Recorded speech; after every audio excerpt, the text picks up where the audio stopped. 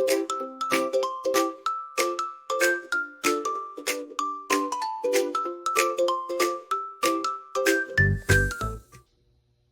morning, everyone. This is Tracy from Tracy's Paper Pastimes. Thank you so much for joining me today. So what I have for you today is a little bit of a tutorial on how I make my paper buttons. So paper buttons are something that I use in a lot of my projects, and they're simple, easy to make, and I'm just going to give a quick tutorial as to how I make these guys. So I mass produce these. I sit down and make a whole bunch, and then whenever I need a certain element that I'm looking for, then a lot of times I just grab for paper buttons. And I'll show you a couple things on how I use these. These are some recent projects that I've made for the challenges for Wild Rose Bohemian. And so I've used book pages for just decoration. I've used a little paper button here for to stop these cards from falling through. And then it also, when I open this accordion piece, I can slide the tab underneath the paper button to keep it open. So that's kind of a dual purpose for that one. This circle here could be a paper button. I just decided to use a fussy cut instead, but definitely could have used a paper button there. Here, I've used the button as a closure. So I glued the top and the bottom. You can slide the strip in there to hold the booklet closed, and then I also use it on the back just to hide the cut end of the strap here. So that's kind of the paper buttons that I used in this project. And then this one, I just used them on the front here just for decoration. And book page is something I use a lot of. I like it. So the next few weeks I will be kind of just some simple tutorials as to how I use book page and the different things you can do with it. And today I'm going to focus on the paper buttons. But I don't really need any book page buttons, but what I do want or need more of is music pages. So that's what I'm going to show you today. Is I'll use a music page instead of a book page, but same concept, same principle. So what you need here, just some basic tools. A lot of my tutorials, I will not be using a lot of expensive equipment. I feel that everybody should be able to craft, and if I'm showing you a specific piece of equipment that you don't have, a lot of people think, well, they can't do anything or they can't make that particular project, and that's not the case. And I'm pretty old school. I like my simple basic tools, and it's very rare that I ever use anything more than the basics. And for this particular project, a bone folder is something. Now, you don't need a bone folder. I just like it when I glue the book page down, that I have something to smooth it down with. So I just use a bone folder because I have one. But you can definitely use other things, like just your ruler you could use, just anything to kind of flatten and get out the air bubbles when you're gluing things down. Okay. Then I have a hole punch. The size buttons that I really like are the 5/8 inch. That's the one I use a lot, but I do have other sizes, 1.5 inch. These are really big. I don't use those as much, but definitely you can play around with the sizes and everything else. Like this is just a kind of a basic to start with, and then use your imagination and just create whatever you feel like. Okay.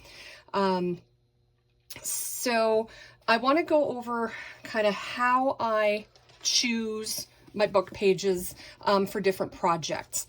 Now for paper buttons, this sort of all of the spaces here in the typing, I wouldn't choose this book or this page here for this particular project. I want a more solid page. So I would just flip through and find one that I like. And this one here is a really good one. This would be a great one for making paper buttons because there's not a lot of space in between the lines here. Okay.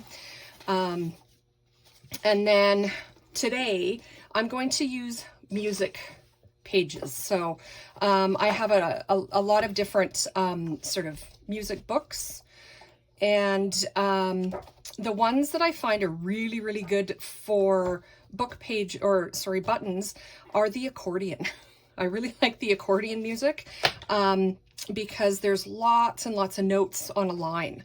They're really, really full of a lot of stuff that as you punch, you'll get a lot in that button. So I really like the accordion. This one here is just a book on the scales. And again, there's a lot of music notes in the smaller places. So these ones would be really good. And then this one here, I really like it because for the age of the paper, it's yellowing. So that would be like another option as well. And how I choose what kind of feel do I want? Do I want the yellowing page? Do I want a nice white crisp page? Just experiment and use whatever you feel that you want. Okay, so I'm actually going to choose, this page looks pretty good, so I'm just going to rip this page out. Okay, and I'll put these guys aside. All right, so the other thing, I glue my pages down. This is, my husband got it from work, so I don't even know how to kind of describe this, the weight of this. It's kind of like if you have nylons or anything like that, like the little cardboard insert that you put in them, or t-shirts that are wrapped up. It's kind of that weight. It's not quite cereal box, but I like this weight. And if you don't have anything to glue your pages onto, here I just glued book pages together. So for buttons, I usually just do 2 book pages and glue it together, and I just use a glue stick that I'll show you in a second here. That's usually thick enough. You could go 3 book pages. But yeah, you could just use your book page. You don't need to glue it onto anything else. I just have this, so I use it. But you can definitely use other things, okay? So basically what I'm gonna do is just glue my book page, in this case my music page, onto the backing. And I just use a glue stick. So I'm just going to get just a glue stick and just make sure you get glue all over the edges and make sure it's nice and covered. Okay.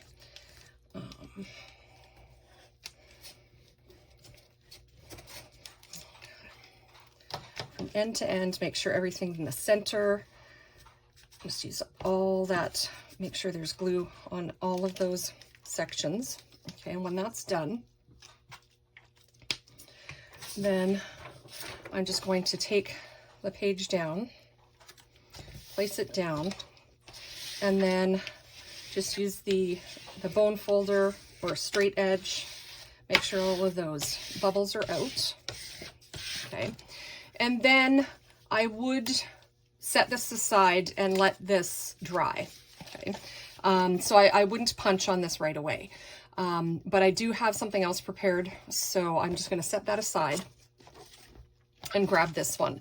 Now, this one isn't the best for punching like if you notice the difference here, this one, I just got this one yesterday, so I prepared this one a couple days ago for this tutorial, and I didn't have this one yet.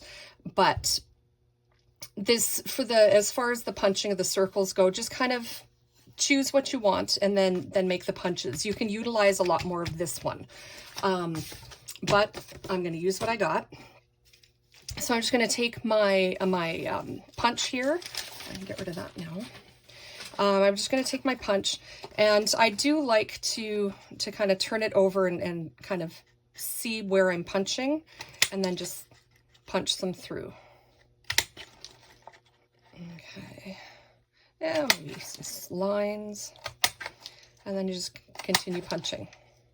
Okay, and then you just do the whole sheet. Now, with these little guys, there's a couple things you can do to punch the holes.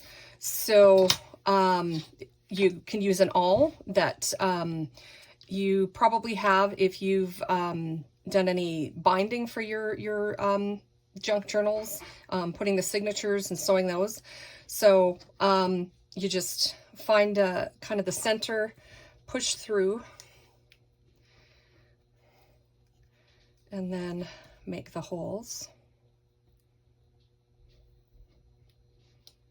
Okay, so that's one option.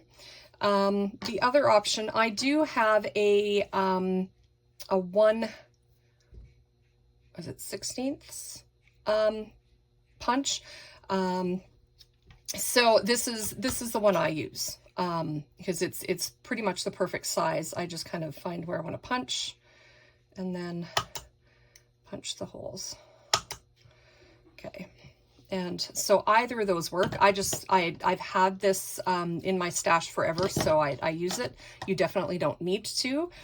And then a lot of times I will just leave the circles the way they are. I'm not going to pre-punch everything, but you could. And when I go to use them, that's when I punch them. And then a lot of times I do use my inks and just kind of ink the edges, kind of go around and define those edges before you use them in your project. And now that's pretty much ready to go. And so that's basically as easy and as simple as it is to make your buttons. I do love using actual buttons in my projects, but I find a lot of times they add a lot of bulk. The actual buttons are really thick. So I do love the paper buttons, like the book page buttons, but you can do a solid color as well. You can use anything. Feel free to experiment, and I hope you give this a go. It's one of my go-tos that as I'm junk journaling and I want to add just one other last element, a lot of times it's my book page buttons is what I grab for. So I hope you find that helpful. Let me know, and have a wonderful day and happy crafting.